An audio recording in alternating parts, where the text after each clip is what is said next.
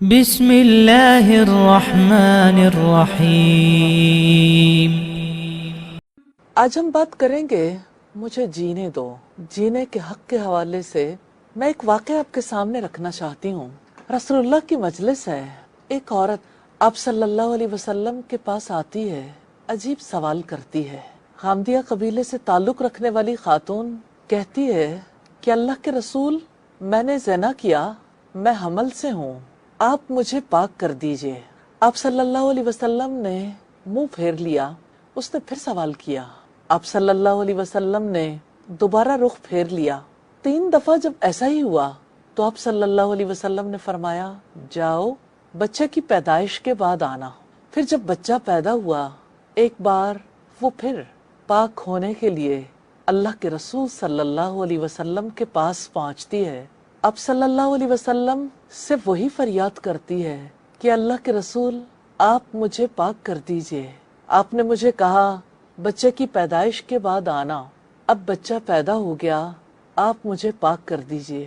آپ نے فرمایا، جاؤ اسے دودھ پلاؤ، پھر جب وہ خود کھانے پینے کے قابل ہو جائے تو میرے پاس آنا۔ پھر 1.5 برس جانے کیسے گزرا، پھر وہ آپ کے پاس بچے کو لیے ہوئے آئی، بچے کے ہاتھ میں روٹی کا ٹکڑا دیا۔ اللہ کے رسول، اب یہ خود کھا پی سکتا ہے، آپ مجھے پاک کر دیجئے۔ پھر آپ صلی اللہ علیہ وسلم اپنے ساتھیوں کو لے کر چلے، گڑھا کھدوایا، سب ارد گرد تھے۔ آپ نے اور تمام صحابہ کرام نے اس عورت کو دیکھا۔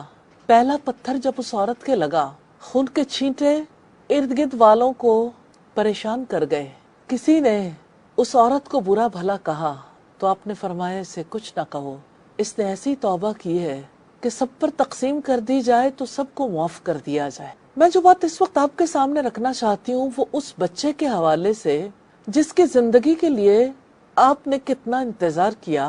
آپ کا غامدیہ سے رخ پھیر لینا، پھر آپ کا اسے یہ کہنا کہ بچے کی پیدائش کے بعد آنا، پھر جب وہ پیدائش کے بعد آئی تو یہ کہنا کہ دودھ پلاؤ، اس کے بعد آنا۔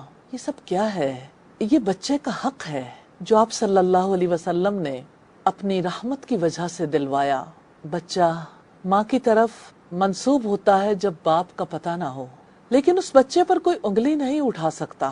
اسے بھی اسی طرح سے جینے کا حق ہے جیسے دوسرے بچوں کو ہے۔ جو قصور ماں باپ نے کیا ہو اس کا الزام بچے پر نہیں لگایا جا سکتا۔ ایک ایسے بچے کی زندگی کی حفاظت کے لیے رحمت للعالمین نے کیسا انتظام کیا۔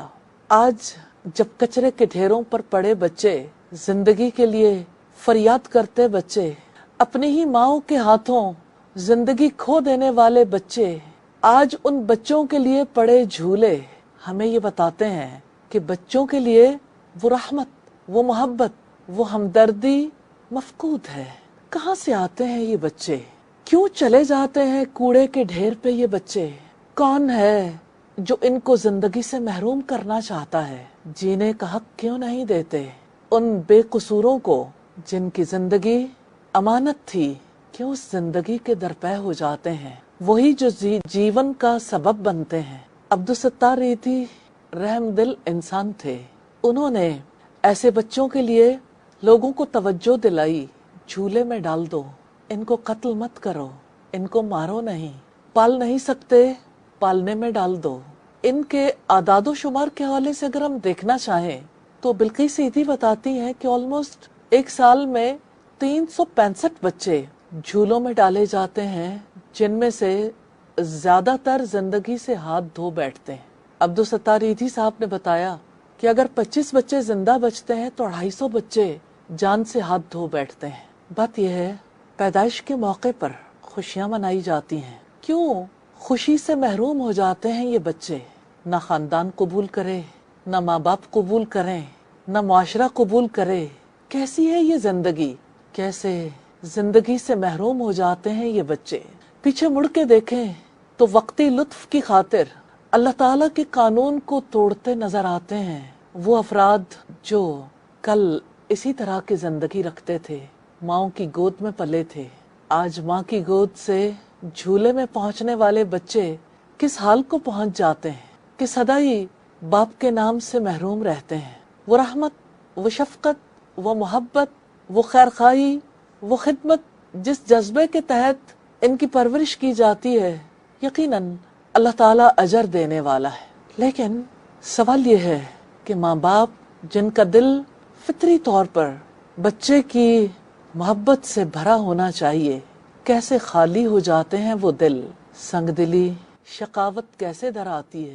تاریخ کے اوراق الٹ کر جب ہم دیکھتے ہیں تو ہمیں نبی صلی اللہ علیہ وسلم کی مجلس میں آنے والا ایک ایسا شخص ملتا ہے جو آپ سے کہتا ہے کہ اللہ کے رسول، میں تجارتی سفروں پر جاتا تھا، کافی دیر تک مجھے باہر رہنا پڑتا تھا، پھر یوں ہوا کہ میری بیوی جب حاملہ ہوئی، میرے پیچھے سے بچہ پیدا ہوا، اس نے میرے آنے پہ بچے کو چھپا لیا، پھر تو یہ روٹین ہی بن گئی، جب میں گھر ہوتا تو بچی کو ہمسایوں کے گھر پہنچا دیا جاتا، جب میں گھر واپس آتا، گھر سے چلا آتا تو بچی گھر واپس آ جاتی۔ بچی بڑی ہوتی گئی، مجھے بھی ہمسایوں کی بچی سے ایک لگاؤ ہو گیا اور میری بیوی دھوکا کھا گئی۔ اس نے مجھے کہا کہ جس بچی سے تم بہت محبت کرتے ہو وہ تو تمہارے اپنے جگر کا ٹکڑا ہے۔ بس پھر کیا تھا کہ میرے سینے پہ سانپ لوٹنے لگے۔ میں نے اس دن سے طے کر لیا کہ میں نے اس بچی سے کیسے نجات پانی ہے۔ ایک روز ایسا ہوا، میں نے اس بچی کو اپنی انگلی کے ساتھ لگایا، وہ بھی انگلی پکڑے میرے ساتھ چل دی۔ میں اسے لیے جنگل کے بیچوں بیچ پہنچا، میں نے مٹی کھودنی شروع کی تو اپنے ننھے منھے ہاتھوں سے وہ بھی مٹی ہٹاتی جاتی تھی۔ جب میں نے گڑھا کھود لیا تو میں نے اپنی بیٹی کو گڑھے کے بیچ میں بٹھا دیا، پھر میں نے اس پر مٹی ڈالنی شروع کی، وہ مجھے ابا ابا پکارتی رہی اور میں مٹی ڈالتا رہا تاکہ اس کی آواز آنی بند ہو گئی۔ صحابہ کرام نے دیکھا کہ نبی صلی اللہ علیہ وسلم کی داڑھی بھیگ گئی آنسوؤں سے، آپ کا سینہ بھیگ گیا۔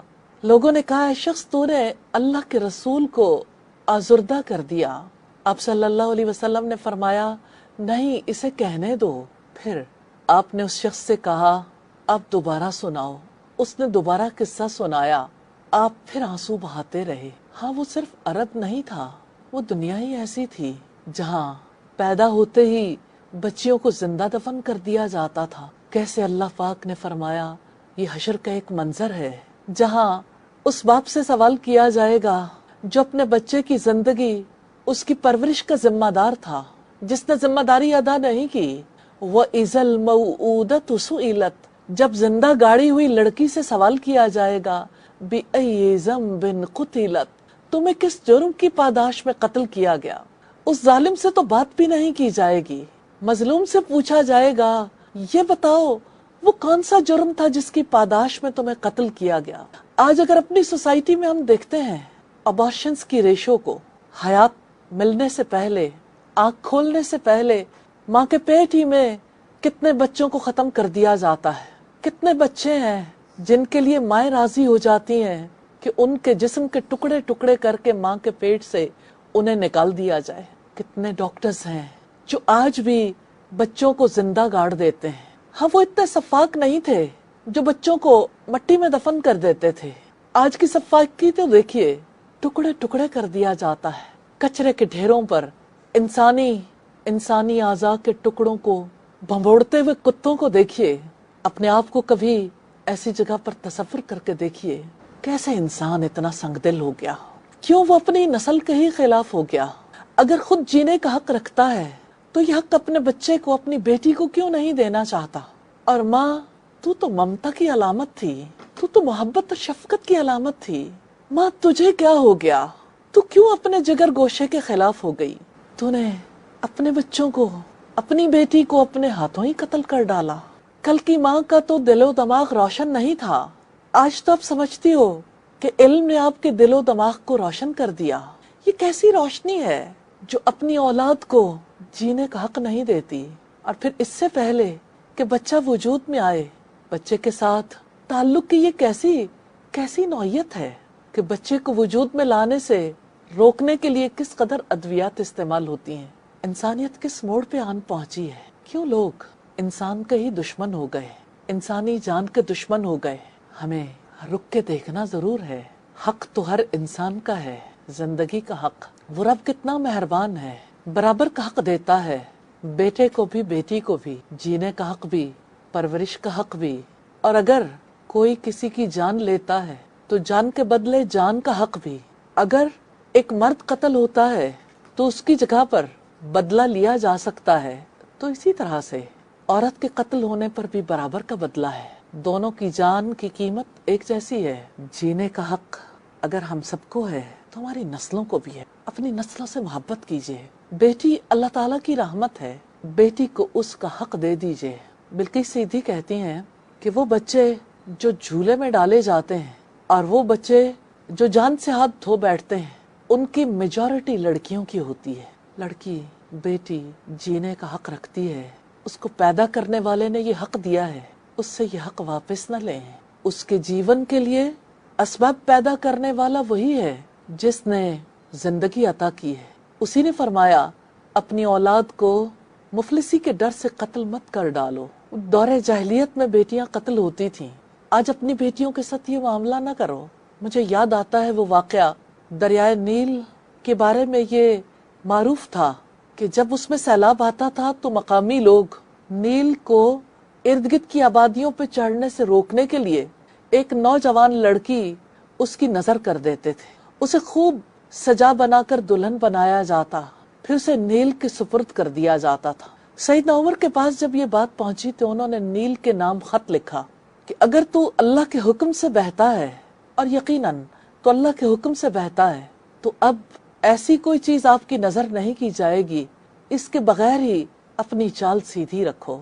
उसके बाद नील की वो चढ़ाई जो सैलाब की सूरत हुआ करती थी, वो अहले मिस्र पर नहीं हुई। मैं सोचती हूँ कि नील के सैलाब को रोकने के लिए बेटी का ही सहारा लिया गया। बेटी की जिंदगी कदरों कीमत वाली है। सैयदना उमर ने कैसे उन बेटियों का दिफा किया था जिन बेटियों को जवानी में ही मौत के घाट उतार दिया जाता था। आज भी इंसानियत को उम्र की तलाश है जो बेटियों की जिंदगी की हिफाजत करने वाला हो।